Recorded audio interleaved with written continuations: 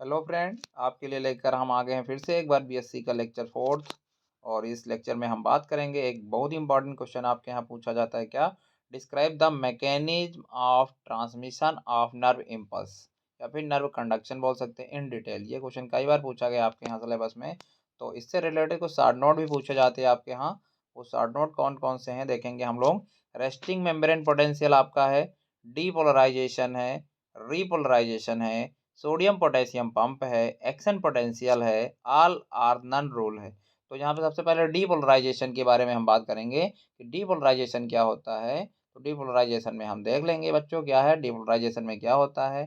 तो डीपोलराइजेशन का मतलब होता है कोई सेल नॉर्मल अवस्था में होती है, कोई भी उसके पास इम्पल्स नहीं होता है, और उसमें क्या बताया गया है, सेल की जो मेम्ब्रेन होती है एक्सोलेमा, उसके बाहर कौन से चार्ज होते हैं, पॉजिटिव चार्ज होते हैं। जैसे मान लो हमने कहा यहाँ पे से एक्सोलेमा है, ये इस एक्सोलेमा के बाहर की तरफ पॉजिटिव चार्ज हैं, अंदर की तरफ नेगेटिव चार्ज हैं। और इधर भी ये भी एक्सोलेमा के बाहर की तरफ पॉजिटिव चार्ज हैं, अंदर की तरफ नेगेटिव चार्ज हैं।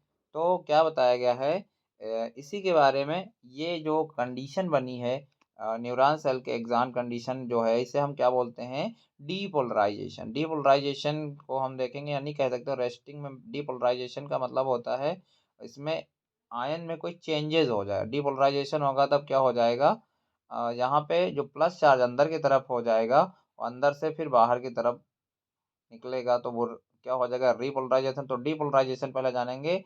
ये जो प्लस चार्ज किसकी वजह से, बहुत सारे आयंस की वजह से, सोडियम पोटेशियम आयन की वजह से, ये जब अंदर इसके जाने लगते हैं तो ये अपना चार्ज लेकर चले जाते हैं, तो अंदर की तरफ पॉजिटिव चार्ज हो जाता है, और अंदर नेगेटिव वाले आयन जब बाहर आ जाते हैं तो बाहर की तरफ नेगेटिव चार्ज हो जाता है। तो इस कंडीशन को हम क्या बोलते हैं, डीपोलराइजेशन। तो डीपोलराइजेशन के बारे में हम यहाँ आज बात करने वाले हैं कि डीपोलराइजेशन क्या होता है। तो देखो आपको यहाँ पे दे रखा है, स्क्रीन पे आपको दिखाई दे रहा होगा, देखिएगा आप लोग। क्या दिया है, फर्स्ट पॉइंट में हमने आपको नोट कराया है, क्या कराया है, nerve impulse is electrochemical impulse. मतलब कि नर्व इम्पल्स क्या है, नर्व इम्पल्स एक टाइप के इलेक्ट्रोकेमिकल इम्पल्स है, या फिर कह सकते हो एक टाइप के केमिकल्स होते हैं विच ब्रिंग्स चेंज, जो कि चेंज कर देते हैं। क्या चेंज कर देते हैं, इन the resting potential of the nerve fibre, यानी कि रेस्टिंग कंडीशन जो होती है नर्व फाइबर, रेस्टिंग कंडीशन कौन सी, अभी हमने बताया था कि बाहर की तरफ प्लस चार्ज है, अंदर की तरफ माइनस चार्ज वाले आयंस हैं। इसकी वजह से एक्सोलेमा के बाहर, मान लो हमने कहा ये एक्सोलेमा है, इसके बाहर की तरफ प्लस आयन है होने की वजह से प्लस चार्ज, अंदर आयन नेगेटिव आयन होने की वजह से अंदर नेगेटिव चार्ज होता है। तो इसमें अगर हम कहें ये केमिकल कोई आ जाए, इसकी वजह से ये जो पॉजिटिव चार्ज वाले आयन है वो अंदर आना शुरू हो जाएं, और नेगेटिव चार्ज वाले आयन अंदर से बाहर जाना शुरू हो जाएं, तो इसी को हम क्या बोलते हैं, डीपोलराइजेशन। तो यहाँ पे देखिए क्या बताया गया, डीपोलराइजेशन में बताया गया है। देखिए एक बार फिर से देखेंगे इस पॉइंट को। तो बताया गया, nerve impulse is electrochemical impulse which bring change in the resting potential of the nerve fibre. Nerve fibre की ये क्या कर देते हैं, रेस्टिंग कंडीशन को चेंज कर देते हैं, मतलब एक्टिवेट कर देते हैं, कह सकते हो। आगे क्या बताया गया था, impulse from the rest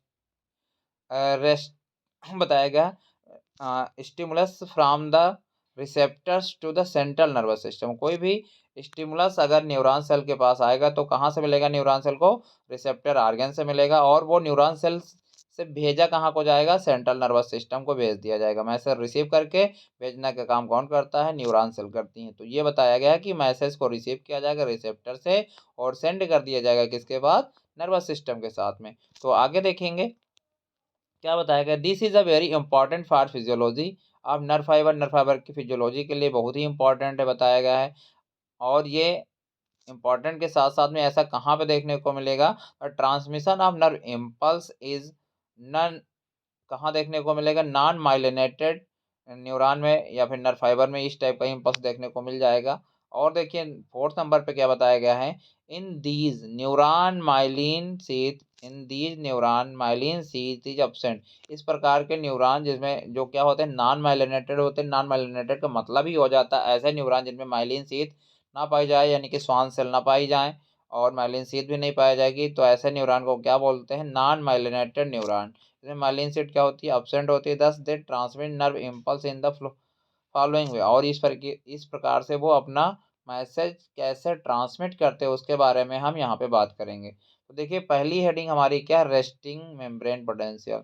resting membrane potential का मतलब क्या है, बताया गया है ये एक ऐसा पोटेंशियल कंडीशन कह सकते हो जहाँ पे क्या बताया गया है, पॉजिटिव चार्ज बाहर की तरफ होती हैं और नेगेटिव चार्ज अंदर की तरफ होती है। Positive charge extra cellular fluid में होता है और नेगेटिव चार्ज एक्सोप्लाज्म में होता है। और मिडिल में एक लेयर होती है जिसे क्या बोलते हैं, एक्सोलेमा। एक्सोलेमा के बाहर की तरफ पॉजिटिव चार्ज और अंदर की तरफ नेगेटिव चार्ज। अगर कोई भी इम्पल्स आता है तो वो क्या हो जाता है, वो पॉजिटिव चार्ज अंदर की तरफ जाना शुरू हो जाता है। पॉजिटिव चार्ज का मतलब कुछ नहीं होता, आयंस अंदर की तरफ जाना शुरू हो जाते हैं और नेगेटिव आयंस अंदर से बाहर। तो नॉर्मल कंडीशन में क्या होता है, पॉजिटिव चार्ज बाहर की तरफ होता है और नेगेटिव चार्ज अंदर की तरफ होता है। तो होता क्या है कि जब कोई इम्पल्स आता है तो नेगेटिव चार्ज बाहर की तरफ जाना शुरू हो जाता है एक्सोलेमा के, और जो पॉजिटिव चार्ज होता है वो अंदर की तरफ जाना शुरू हो जाता है। तो अब रेस्टिंग कंडीशन या रेस्टिंग मेम्ब्रेन पोटेंशियल को हम लोग समझेंगे यहाँ पे। तो देखो क्या बताया गया है, in the resting stage neuron cell are collectively active. ये क्या हो जाती है, कलेक्टिवली एक्टिव होती है। मतलब इसके पास जब बहुत सारा इम्पल्स आ जाएगा, मैसेज आ जाएगा, तो ये क्या हो जाएगी, एक्टिव हो जाएगी। आगे देखो क्या बताया गया है, there is a positive charge on outside. इसमें क्या बताया है, जो आपकी जो है एक्सोलेमा है, पॉजिटिव चार्ज आउटसाइड होता है ऑफ द एक्सोलेमा। एक्सोलेमा के बाहर पॉजिटिव चार्ज होता है और नेगेटिव चार्ज कहाँ पे होता है, एक्सोप्लाज्म। तो ये अगर हम कहें एक एक्सोलेमा तो बाहर की तरफ पॉजिटिव चार्ज, अंदर ये दो होती है वैसे, इधर भी पॉजिटिव चार्ज इधर भी।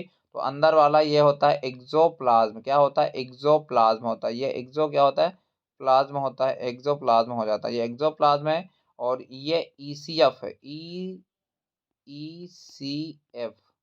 ईसीएफ का मतलब होता है एक्स्ट्रा सेलुलर फ्लूइड। ये सब सारा क्या है यहाँ पे, एक्स्ट्रा सेलुलर फ्लूइड है। इधर क्या है, एक्स्ट्रा सेलुलर फ्लूइड है।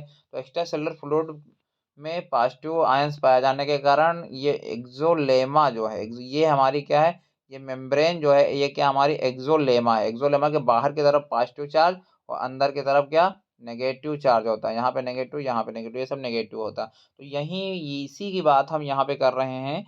एक्सोलेमा के बाहर की तरफ क्या होता है, पॉजिटिव चार्ज होता है और अंदर की तरफ क्या होता है, नेगेटिव चार्ज होता है। तो आइए हम देखते हैं पॉजिटिव और नेगेटिव चार्ज के बारे में। हम आगे फिर बढ़ते हैं, क्या बताया गया है। सेकंड नंबर देखेंगे, there is a positive charge on outside of the axolemma and negative charge inside of the axolemma. Positive charge बाहर की तरफ होता है और नेगेटिव चार्ज अंदर की तरफ होता है एक्सोलेमा के, ठीक है। आगे देखो क्या बताया गया था, positive charge on outside is more amount of the sodium. ऐसा किसकी वजह से हो रहा है, क्योंकि बाहर की तरफ सोडियम आयंस बहुत ज़्यादा पाए जाते हैं, इनकी वजह से बाहर की तरफ एक्सोलेमा के कौन सा चार्ज होता है, पॉजिटिव चार्ज होता है।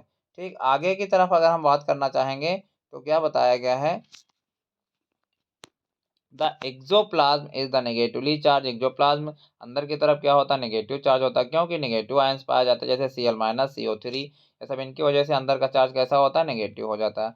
आगे देखो क्या बताया गया, axolemma is electrically positive. Axolemma के इलेक्ट्रिक मतलब बाहर की तरफ क्या होता है, पॉजिटिव चार्ज होने के कारण इलेक्ट्रिक पॉजिटिव बोलते हैं। आउट एंड नेगेटिवली इनसाइड, और अंदर की तरफ क्या होता है, नेगेटिव चार्ज होता है अंदर की तरफ। आगे देखो क्या बताया गया, charge difference is called potential difference. और दोनों के बाहर की तरफ चार्ज ज़्यादा है, मान लो अंदर की तरफ चार्ज ज़्यादा है, और या फिर अंदर की तरफ कम है तो बाहर की तरफ ज़्यादा है, तो इसी को क्या बोलते हैं, पोटेंशियल डिफरेंस बोलते हैं। आगे क्या बताया गया था, value of the resting membrane potential is about 70 ml। मतलब इन दोनों के चार्ज में किसके, ये देखो हमारी बने हैं जो ये कलरफुल बना हुआ, ये में एक्सोलेमा है, बाहर की तरफ पॉजिटिव चार्ज अंदर की तरफ नेगेटिव चार्ज यहाँ पे दिखाया गया आपको। ये बाहर की तरफ पॉजिटिव, ये अंदर की तरफ नेगेटिव, और ये वाली एक्सोलेमा, ठीक है। तो इन दोनों में चार्ज डिफरेंस कितना होता है, 70 mV होता है। तो आगे देखो क्या बताया गया, sodium ion are 10 time more outside as compare to inside. Inside अंदर की तुलना में बाहर की तरफ सोडियम आयन क्या होते हैं, ज़्यादा पाए जाते हैं। तो ये बताया गया बाहर की तरफ क्या होता है, सोडियम आयन ज़्यादा पाए जाते हैं। और देखो क्या बताया गया फिर, इस ये फिगर आपको ड्रा करना पड़ेगा, तो इसे हम क्या बोलते हैं, डीपोलराइजेशन, नहीं सॉरी, ये हमारा आपका क्या है, ये हमारा रेस्टिंग कंडीशन है, ये रेस्टिंग कंडीशन है। फिर आता है डीपोलराइजेशन। डीपोलराइजेशन की बात करेंगे तो डीपोलराइजेशन क्या होता है, तो डीपोलराइजेशन को हम अपने नेक्स्ट लेक्चर में लेंगे, वरना फिर लेक्चर आपका बहुत बड़ा हो जाएगा। तो नेक्स्ट लेक्चर में डीपोलराइजेशन को हम कवर करेंगे।